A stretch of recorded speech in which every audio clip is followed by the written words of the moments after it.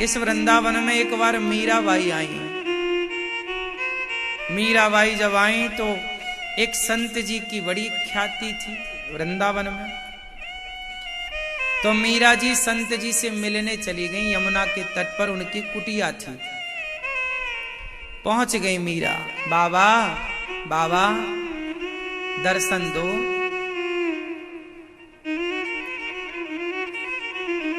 तो बाबा के शिष्यों ने कहा, बाबा मीराबाई आई है आपसे मिलने। तो वो साधु बोले कि मैं किसी महिला से नहीं मिलता, मैं ब्रह्मचारी साधु हूं, मैं किसी स्त्री का दर्शन नहीं करता,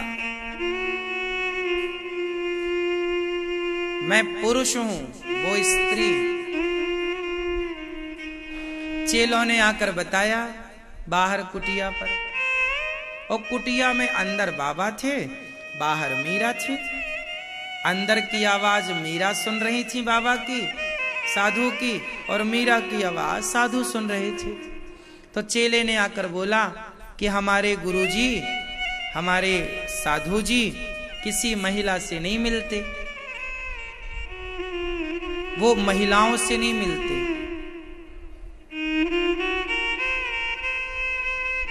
तो मीराबाई ने पूछा कि क्या तुम्हारे साधु जी पुरुष हैं क्या? तुम्हारे बाबा जी पुरुष हैं क्या? आवाज तो मीरा की जा ही रही थी। चेला ने जाके फिर गुरुजी से पूछा कि मीरा पूछ रही है कि क्या आप पुरुष हैं? तो बाबा जी ने कहा हम पुरुष हैं, इसलिए तो स्त्रियों से नहीं मिलते। चेला ने आकर बोला, मीरा हमारे गुरुजी पुरुष हैं, इसलिए स्त्रियों से नहीं मिलते, ब्रह्मचारी हैं, साधु हैं।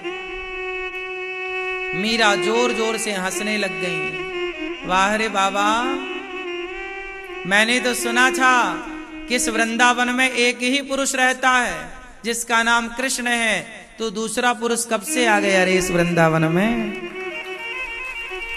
तो दूसरा पुरुष कब से आ गया? ये बात जब मीरा ने कही तो बाबा ने सुनी, और जैसी साधु ने सुनी तो साधु कुटिया से निकलकर मीरा के चरणों में गिर पड़े कि तुम कौन हो देवी? इस विचारधारा को, इस श्रेष्ठ उत्तम विचारों को रखने वाली देवी तुम कौन हो? मैं कृष्ण की दासी हूं बाबा। सुना था तुम बड़े भक्त हो, बड़े भगवान के निकट हो, सो तुम्हारा दर्शन करने चली आई, पर तुम तो पुरुष निकले। मैं तो कृष्ण की गोपी से मिलने आई थी। इस धाम में तो जितने साधु हैं, जितने भक्त हैं, ये सब कृष्ण की दासी हैं, ये सब कृष्ण के दास हैं। और दास दासी भी गोपी भाव की दासी। बात समझ में आई? अब वो साधु अभिमान शून्य हो गए, और वो भी भगवान के प्रेम में गोपियों की तरह भाव रखते। कभी फिर उन्होंने पुरुष का भाव नहीं रखा। और एक बात आखिरी इस पूरे विषय की, गोपियां कौन हैं जिन्हें खुद का ज्ञान नहीं, खुद का अस्तित्व मिटा चुकी हैं, उन्हें बस एक स्मरण है कृष्ण। वो कौन है, कहां से आई हैं, कौन घर में है, कुछ याद नहीं है। जब तक मैं हूं, मैं मतलब मुझे मेरा ज्ञान है, तब तक भगवान नहीं।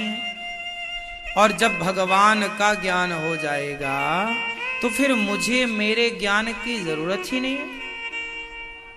तो जब मैं था तब हरि नहीं, अब हरि हैं मैं नाय।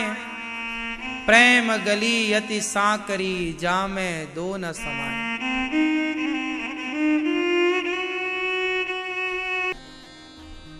कितना महत्व रखते हैं कृष्ण आपके जीवन में, कितना महत्व रखते हैं भगवान आपके जीवन में? बताओ, आप कितना महत्व देते हैं भगवान को? बोलो, आप कितना महत्व देते हैं और गोपियों ने कितना महत्व दिया? दोनों में अंतर कर लिया जाए।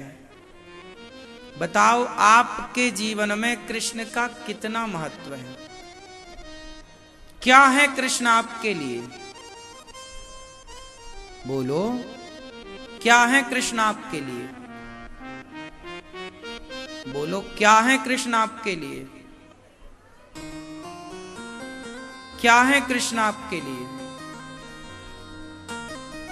क्या है कृष्ण आपके लिए? यही सवाल गोपियों से पूछा गया, क्या है कृष्ण आपके लिए? गोपियों ने उत्तर दिया कि कृष्ण हमारी श्वास है। जैसे श्वास के बिना, प्राण के बिना हम नहीं रह सकते, ऐसे कृष्ण हमारे कौन है?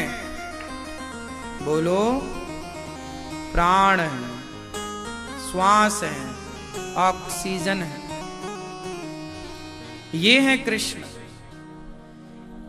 लेकिन आज के युग में बताओ कि कौन कृष्ण को प्राणों की तरह या श्वासों की तरह या ऑक्सीजन की तरह महत्व दे रहा है? तो अभी हम गोपियों से कितने दूर हैं, है ना?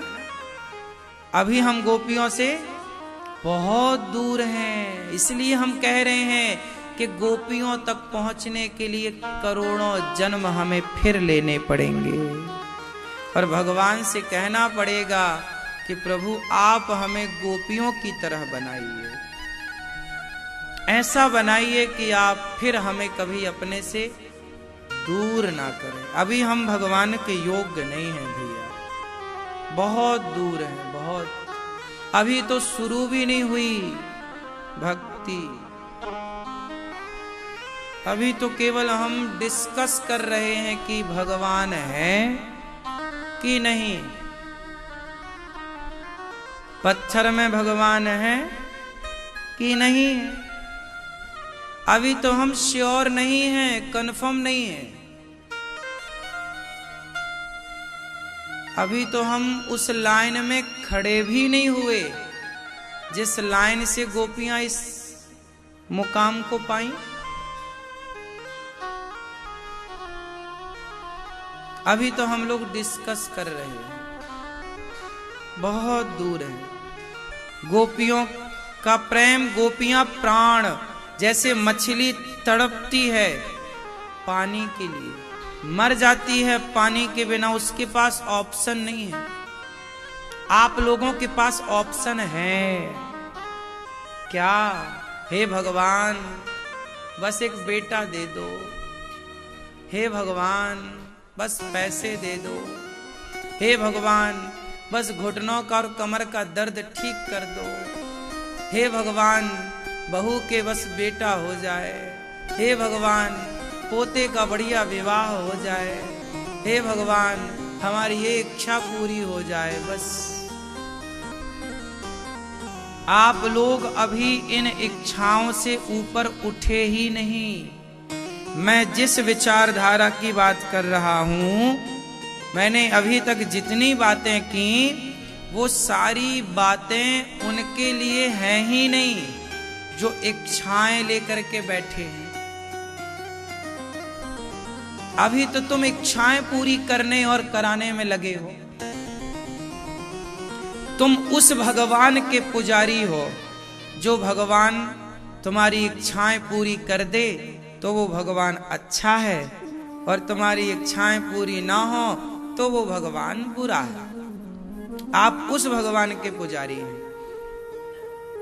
लेकिन गोपियां उस कृष्ण की पूजा करती हैं जिस कृष्ण को वो अपना प्राण मानती हैं, प्राण को ही कृष्ण मानती हैं। तुम नहीं तो जीवन नहीं, तुम्हारे बिना कल्पना नहीं। इस मानसिकता की गोपियां, गोपियां इसलिए तो कहती हैं, हे कृष्ण तेरे बिना भी क्या जीना, ओ मोहन रे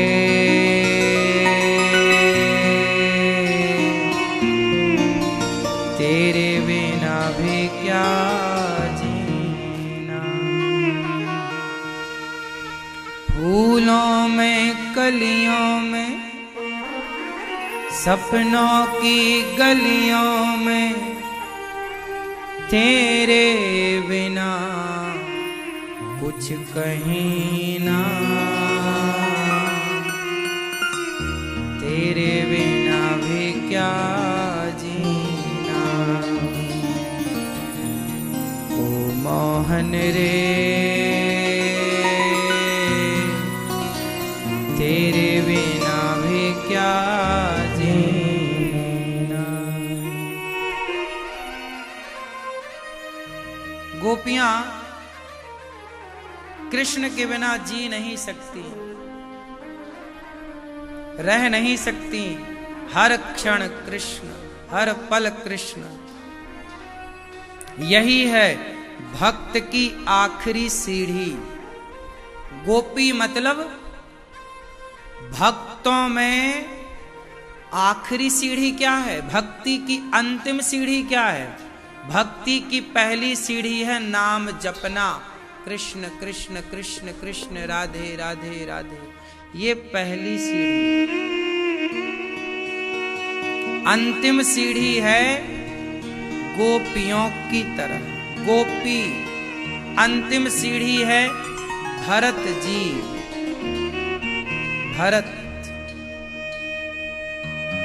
भरत के ही आदर्श को गोपियों ने फॉलो किया। भरत जी, राम के भाई भरत। प्रेम की सीमा क्या हो सकती है? प्रेम क्या हो सकता है? भैया भरत जानते। प्रेम की चरम सीमा क्या है? प्रेम की पराकाष्ठा क्या है? भैया भरत के सामने अयोध्या का सिंहासन था, लेकिन उस सिंहासन को एक बार देखा तक नहीं, और राम के लिए नंगे पांव चित्रकूट चल पड़े। राम के सामने जब पहुंचे तो भैया पाही नाच कहीं पाही गुसाई, भूतल पर्यों लकुट की नाई।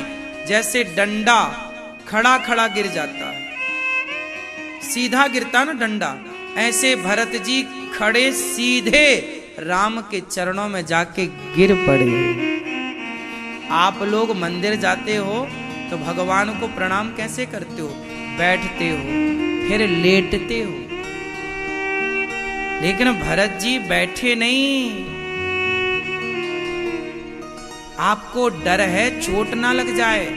वैसे देखो भरत जी के भाव को आप फॉलो ना कर लेना कि खड़े खड़े गिर जाओ चोट लग जाए, बाद में कहो आपने बोला था तो हमने कर लिया। नहीं, ये बात कहने की नहीं है ना, बात समझो। अच्छा ये बताओ, कोई आपसे कहे कि हमसे प्यार करो, हमसे प्यार करो, तो क्या कहने से प्यार होगा? नहीं। उसी तरह ये सब कहने की बातें नहीं है, ये तो अंदर का भाव है। ये जब भाव बनेगा तो ये सब चीजें ऑटोमेटिक होंगी। भरत जी राम के चरणों में गिर पड़े, खड़े खड़े सीधा चरणों में गिरे, सब छोड़ दिया। 14 साल अयोध्या में घुसे नहीं भरत जी राम के बिना। 25 किलोमीटर दूर अयोध्या जी से नंदीग्राम है, 20-25 किलोमीटर नंदीग्राम, वहां पे रहे भरत जी। वहां गौमूत्र में दलिया पका करके खाते हैं। गाय के गौमूत्र में 14 साल भरत जी क्या खाए? गौमूत्र में, ये लिखा है भागवत जी में, इसलिए बोल रहा हूं। नहीं तो लोग इसका भी मजाक उड़ाते हैं कि लोग गाय के मूत्र में कौन दलिया पकाता है भाई। हाँ, आप मजाक बना सकते हैं, लेकिन उस भाव तक पहुंचेंगे कैसे? भरत जी के त्याग को क्या जाने ये दुनिया। आप त्याग की बातें तो करते हो, पर भरत जी ने तो त्याग किया है। जिसने किया है और जिसने कहा है, तो कहना और करना तो जमीन आसमान का अंतर है। गोपियों की तरह प्रेम करना और गोपियों के प्रेम की व्याख्या करना, दोनों बातें बिल्कुल अलग हैं। भरत जी के प्रेम की व्याख्या तो हो सकती है, लेकिन व्याख्या में शब्दों में इतनी ताकत नहीं है कि वो भरत जी के संपूर्ण प्रेम की व्याख्या कर सके। अच्छा ये बताओ, आप अपने बेटे से प्यार करती हो क्या? उत्तर दो सब मां, करती हो ना? आप अपने बच्चे से प्यार करती हो। अब आपका बेटा पूछे कि आप मेरे से प्यार करती हो मां, आप कहोगी हाँ। तो मां तुम प्यार करती हो तो जरा दिखाओ कि तुम मेरे से कितना प्यार करती हो। अब बताओ, क्या आप अपने बेटे के इस प्रश्न का उत्तर दे सकती हो? क्या दिखा सकती हो प्यार कि बेटा मैं तेरे से कितना प्यार करती हूं? मां की ममता पर, मां पर बहुत कवियों ने बहुत लाइनें लिखी, नहीं लिखी? मां पर हर कवि ने लगभग मां पर कुछ ना कुछ लिखा है, लेकिन इतना कुछ लिखने के बाद भी क्या आप बता सकती हो कि आप बेटे से कितना प्यार करती हो? है कोई शब्द तो बोल के बता दो। फिर जब मां के प्यार की व्याख्या नहीं हो सकती, तो भरत जी और गोपियों के प्यार की व्याख्या कौन कर सकता है इस धरती में?